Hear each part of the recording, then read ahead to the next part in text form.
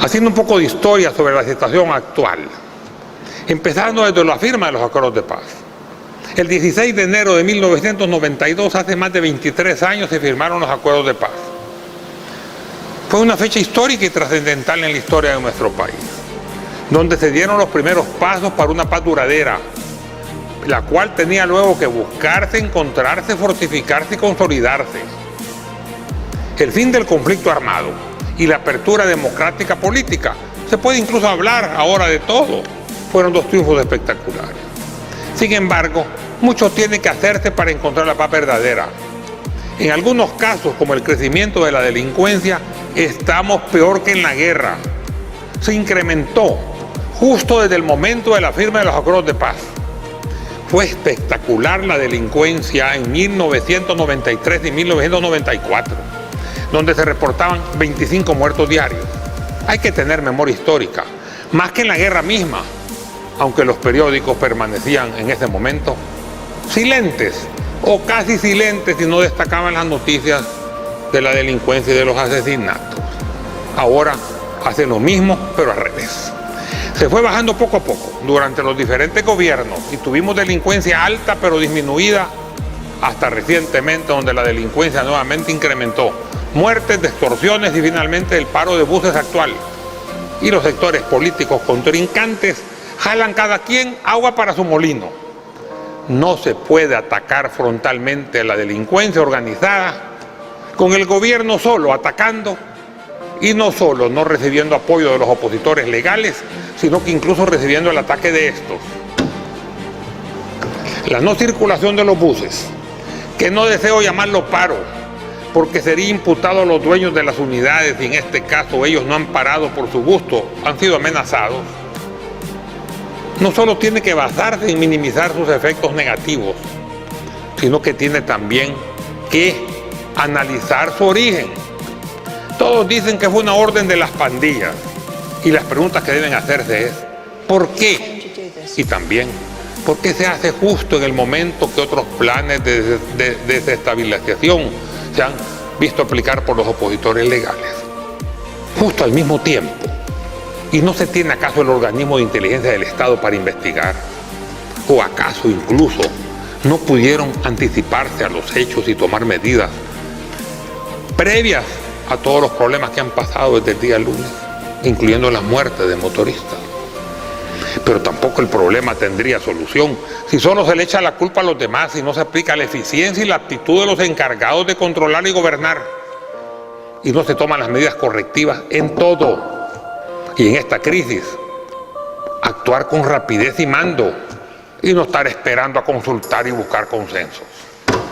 Sería un error considerar que el problema se corrige acusando a los opositores o reprimiendo presuntos culpables o buscar soluciones paliativas únicamente. El problema es integral y debe buscarse una solución integral y debe y tiene que darse por el mismo gobierno. Los que tienen el mando tienen que ser los directores, quieran o no quieran los demás.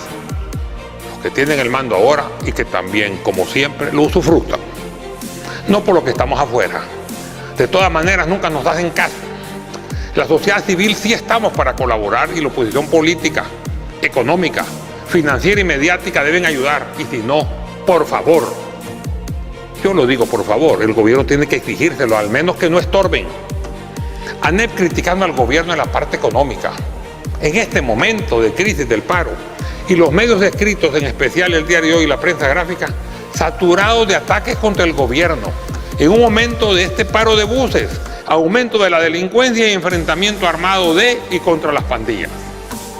Este es un golpe bajo, lo hayan querido dar voluntaria o involuntariamente. Y ANEP incluso comparando falsamente a Grecia con El Salvador, alterando las cifras de las deudas de ambos países. ¿Cómo se llama eso? ¿Es tontería? ¿Desorden? ¿Desestabilización? ¿O aprovechamiento político? Llámelo como quiera, pero no debe darse en este momento. Y estas son solo algunas medidas aparentes que se ven. Lo que se llama en física la punta del iceberg. La mole que está abajo y no se ve del iceberg siempre es muchísimo más grande. Y esto pasa en la naturaleza y eso también pasa en las relaciones humanas. Lo que se ve arriba que está malo, abajo es mucho más grande. La desestabilización de las fiestas patronales de San Salvador ha empezado con la negación de los medios escritos de derecha a publicar algo sobre ellas. Que no quieren publicar algo del alcalde, está bien, no lo publiquen. El alcalde de San Salvador no necesita más publicidad de la que ya tiene en las redes sociales para empezar.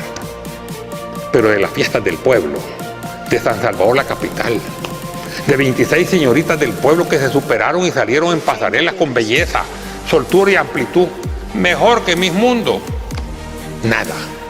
Las ignoraron, incluyendo a la reina de los festejos Agostino. Cero información, antes usaban la primera página. No quieren sacar al alcalde coronándola, no lo saquen, saquen a la reina. Y lo peor, que lo hacen con papel subsidiado, que aunque les duela, lo sigo diciendo porque no paga impuesto de nada, ni importación, ni IVA alguno. ¿Y qué hacen con eso? Dañar al pueblo. Mejor todos los canales de la televisión. Sacaron todo. Y digo todos los canales. Y las redes sociales también. Quiero aclarar para el pueblo, para no confundirse. La TV siempre ha pagado los impuestos totales y declara cabal. Y paga IVA. Hay una gran diferencia entre la televisora, y no me lo revuelvan, con los periódicos, sobre todo el Diario de Hoy, la Prensa Gráfica, el MAS y el Mundo. Hay que saber diferenciar. Se continúa con la desestabilización de las fiestas patronales por arena, con nombre y apellido. Que no sé, empezando por el azuzamiento de los vendedores del campo de la feria, que ellos mismos lo dijeron, realizado públicamente por 2 diputadas de Arena, primero una y ayer o antier otra, mujeres, que siempre en Arena las mujeres han tenido mayor valor que los hombres de Arena. En tiempo de la guerra solo se miraba en Arena un hombre, el mayor Davison, y luego las mujeres de Arena.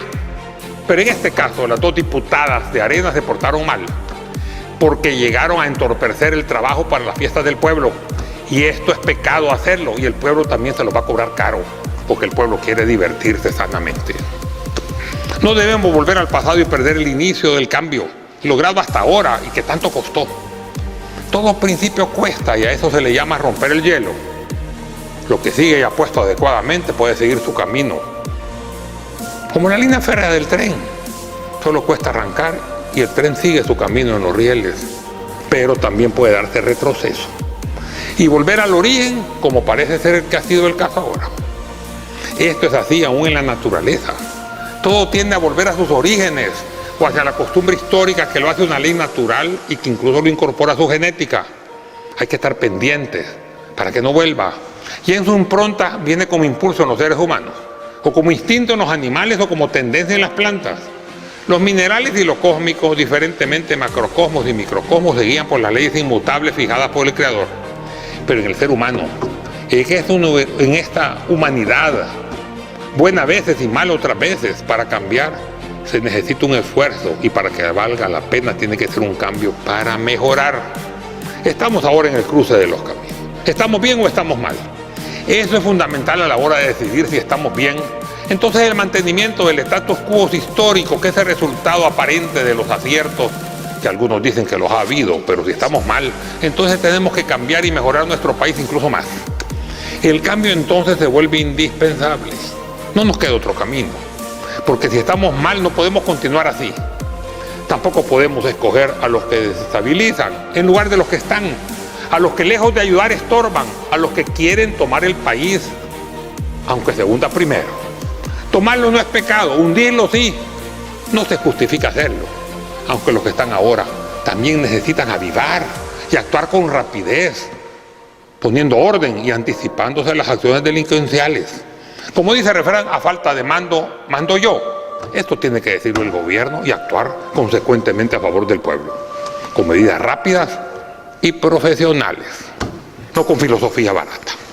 En la realidad, no solo somos un país subdesarrollado, sino que históricamente nuestra tendencia ha sido el retroceso, al menos para la mayoría de la población pobre. El proceso de colonización y la conquista, porque hay que ver el origen de este problema, significó despojar a los vencidos de sus propiedades, su honor y su riqueza.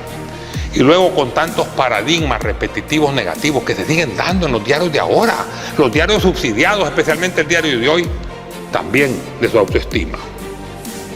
Luego se dictó que una gota de esa sangre india o la de los africanos que vinieron luego para el cultivo del añil y se volvieron esclavos, impurificaba toda la sangre pura, no importando el porcentaje de sangre española incorporada en la mezcla. Los individuos eran considerados de razas inferiores, así que la gran mayoría quedó marginada. Se les despojó de su propiedad privada, de toda, en muchos casos, y de casi todo en otros, pero se les dejó pequeñas extensiones colectivas de tierra. Las tierras comunales, los ejidos municipales para que sobrevivieran. Estas tierras colectivas, o sea, de la comunidad, les servían para mantenerse. Y esta fue una disposición de los conquistadores, que a robarse casi toda la tierra quisieron tranquilizar un poco su conciencia, dejándoles al menos propiedades colectivas de subsistencia. Luego se llegó a la independencia, que se definió como la lucha patriótica para tener una patria propia, que sea nuestra. Al menos hay que reconocer, ya la tenemos. Pero el móvil principal fue la lucha por el predominio de los criollos, nacidos acá, que querían el poder que detentaban los peninsulares, los españoles originales, que provenían de ultramar. La lucha fue básicamente la rivalidad entre unos y otros, aunque no se puede negar que al final ganó el cambio como siempre. Todo evoluciona, hasta el universo. Quedarse estático es antinatural y significa la muerte, cuyo equivalente en las cosas inanimadas es la destrucción. En 1885, la codicia de los nuevos conquistadores, o mejor dicho, de sus herederos, decidieron quedarse con toda la tierra y crearon otro paradigma. A cada rato lo pasan creando y lo peor es que casi siempre son falsos. El progreso del país depende de la privatización de esas tierras comunales, ya que como estaban antes no producían mucho porque eran solo una economía de subsistencia. Como que no es básico mantener la subsistencia del pueblo, sino que el dinero para repartir en pocas manos. Y se privatizó, quitándole la tierra comunitaria a las comunidades. A las tierras comunales y ejidos municipales se incorporó hasta la tierra baldía y hasta los arriates y plazas secundarias. No quedó tierra alguna sobrante. El salvadoreño más pobre, indígenas sometidos y mestizos no ladinos protestó. Pero no se les hizo caso, pero había al menos trabajo. Se quedaron sin tierra propia y sin tierras colectivas, pero tenían trabajo asalariado, aunque mal pagado, pero trabajo al fin. Pero con la crisis de 1929 y 1930 en adelante, la Gran Depresión de los Estados Unidos que se regó a todo el mundo y la crisis del café, el trabajo escaseó. Y la mayoría se fue quedando sin trabajo y en su lugar apareció el hambre. No el comer mal, que ya era tradición en nuestro país, sino el no comer nada. Los líderes fueron recibidos por el presidente Arturo Araujo, quien le garantizó devolver los ejidos y tierras comunales en 1932. En diciembre de 1931, el grupo dominante preparó el golpe de Estado y se buscó al general Maximiliano Hernández Martínez, al cual financiaron, con la condición de que reprimiera violentamente al levantamiento campesino que se presuponía se daría, y así fue. Hasta las nuevas ametralladoras que habían sido compradas urgentemente para ellos fueron estrenadas, al tenor del Diario Latino en ese tiempo, el periódico de la derecha. Y ahí se dio la masacre campesina de 1932. 100 años antes, otra masacre en 1832, en la zona de los Nonualcos, aunque duró más porque no habían ametralladoras. Y luego entre ellas y durante la guerra, pequeñas y medianas masacres, complementarias. Al final la masacre en 1933 se decretó la prohibición de nueva entrada de negros, chinos y árabes, a los comúnmente llamados turcos, como decía el decreto. El poder criollo se consolidaba con el partido Pro Patria, el representativo de la derecha en esos momentos, que luego se consolidó en alianza con los militares. De esa forma, si queremos hacer un análisis de la situación actual, tenemos que insistir que el status quo actual no depende de 20 ni de 30 años, sino que de 500 años desde la conquista, con mayor énfasis en 200 años desde la independencia y más aún desde hace 83 años, desde 1932, que marcó el inicio de la historia contemporánea salvadoreña. El pueblo quedó pobre y sin dinero, las familias empezaron a perderse, empezaron a viajar los salvadoreños a los Estados Unidos por la carencia de situaciones compatibles y de trabajo y de vida acá, y las familias empezaron a destruirse. Los niños solos y también los que aprendieron allá las malas mañas en los Estados Unidos empezaron a formar los grupos delincuenciales jóvenes, primero como aspecto reivindicativo que se les oyera y después en aspecto delincuencial. Lo demás es cuestión de otro análisis diferente.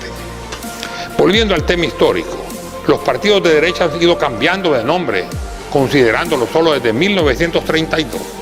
Propatria, en tiempo de Martínez, Prudo, el viejo PCN y hoy Arena. Aunque el frente falle, el actual gobierno, no es situación para decir necesitamos volver al pasado. Mucho menos vamos a decir eso los que conocemos la historia de nuestro país y de nuestro pueblo. El problema de los tiempos presentes en El Salvador no es tanto la falta de progreso, porque sí lo ha habido, aunque falta más, sino que la distribución del mismo. Grandes ciudades urbanizadas y con servicios casi completos, y zonas rurales abandonadas y pequeños cantones más abandonados todavía y caseríos olvidados. Y alrededor de las grandes ciudades, las vías marginales abandonadas hasta ahora. Esto tiene que cambiar. Y el problema, sin embargo, se agudiza, porque ese cambio no es lo que se necesita, porque todos los levantamientos o azonadas, incluyendo el paro de buses actual, es el pueblo pobre el que sufre, y el más pobre, el que sufre más. Nuestro país está mal inmerso en una problemática nacional de múltiples problemas y enfrentamientos diversos, donde las negatividades que se han dejado crecer y multiplicar no ha sido por carencia de capacidades, sino por el deseo e interés de arreglar las cosas. Casi todos buscan lucrarse, o al menos pasarla bien. Y esto no es una nueva forma de hacer política, sino la tradición histórica y permanente. Digo permanente porque continúa. Así no puede haber solución, porque en lugar de arreglar los problemas se buscan mejorar la fortuna personal, dinero y poder. Y los unos se pelean con los otros y viceversa. Y esto no solo de hoy, ni tampoco solo de ayer, es de siempre. Y el mismo pueblo colabora atacando también a los suyos. Como dice el refrán, el cuchillo más dañino de un salvadoreño es otro salvadoreño. Eso es común en todo el mundo, que la gente se pelee entre sí por pequeñas diferencias, incluso sin diferencias, solo por suponer que existen. Pero en El Salvador se agrava aún más, porque no hay unión, ni siquiera en la familia. El primer cambio que nuestro país necesita es el cambio interior de todos los salvadoreños. El cambio interior para mejorar de todos nosotros. Como bien dijo un pensador, hay muchos desiertos para hacerlos florecer, pero el mayor desierto está dentro de nosotros mismos. Debemos también recordar las palabras de Albert Einstein. El mundo no está amenazado por las malas personas, sino por aquellos que permiten la maldad. Y esta no solo se encuentra en el delincuente sangriento, sino en el que deja morir a su hermano de hambre, en el que se roba el dinero de los necesitados, en el que manda a matar, en el funcionario que entró pobre y sale rico, o en el rico que sale más rico todavía. Aquí solo se castiga a los pobres, a los que solo se roban una vaca o algo parecido, tan solo intentan robársela. Los funcionarios acusados salen libres y a la mayoría ni siquiera se les acusa. Pero no estamos tan mal en el esquema de la corrupción mundial, simplemente porque la caja de la corrupción no se ha abierto todavía. Está amarrada y condenada con cientos de cadenas y miles de candados. El único funcionario que pasó preso, no en la casa, ni simplemente huyó del país y después salió libre después de desprestigiarlo, sí, pero sin orden de captura y sobreseído, primero provisional y después totalmente o definitivamente. Y estuve encarcelado por 11 años. Y todavía le quedan otros que va a tener que hacer como por permiso de salir, pero estar llegando a firmar, etcétera. Uno solo, por 11 años. No significa que así se depuró al gobierno. Es uno que se castigó de los cientos o tal vez miles que se encuentran escondidos. Sin embargo, se rumora que su delito no fue hurtar, sino que quedarse con un mayor porcentaje del que le tocaba y trató de engañar a su mandamás, intercambiando comisiones. Y si ahora se quiere incorporar una comisión internacional de investigación en nuestro país, que no sea para revanchismo político y que no sean sus instigadores los políticos corruptos del pasado o los que quieren sembrar problemas para quedarse con el poder y hacer ellos lo mismo que lo que se está haciendo, se ha hecho en el pasado. Pero para tanto, que se investiguen los campos, todos los casos problemáticos todavía no resueltos. Desde la firma de los acuerdos de paz el 16 de enero de 1992, aunque tenga más de 10 años y no se pueda constitucionalmente condenar a los culpables y tengan desde ya perdón constitucional, injusto e inmoral, pero constitucional. Bien arreglaron, casi todos se pusieron de acuerdo para dejar esas cápsulas de salvaguarda. Sin embargo, el que nada debe, nada teme. Cuando se llega al chaparral, que es la intención de la oposición ahora, tiene que empezarse por la planeación y elaboración del diseño y su pago millonario. Casi 10 millones de dólares por un diseño que dicen que fracasó, que fue hecho durante la administración de Francisco Flores. Y analizar qué culpa tuvo ese diseño en la caída de la construcción de la presa. Después se puede analizar la construcción durante el siguiente gobierno y la legislación del contrato en el posterior. Algo urgente, y eso lo voy a decir por varias veces, pues no sé cuántas, no las he contado, pero no son una, ni dos, ni tres, sino que más, es la investigación sobre la desaparición de los fondos de pensiones estatales antes de la privatización de los mismos, que ha sido, si se desaparecieron o malversaron, la cantidad más grande histórica que se ha hecho. Esa cantidad multimillonaria de fondos en colones, pero colones de hace 20 y pico de años equivalen a los dólares de ahora. Es increíble. Billones en inglés, miles de millones en español, desapareció casi instantáneamente del Seguro Social durante la administración del licenciado Romeo Majano Araújo, durante el gobierno de Cristiani, y nadie presiona por averiguar qué se hicieron. Ya son más de 10 años, ya están prescritos de acuerdo a la ley. Pero yo digo, debes saberse la verdad y puedes perdonar, pero nunca olvidar, porque si te olvidas te lo harán de nuevo y se sigue haciendo. Y la pregunta es, ¿hasta cuándo? Muchas gracias.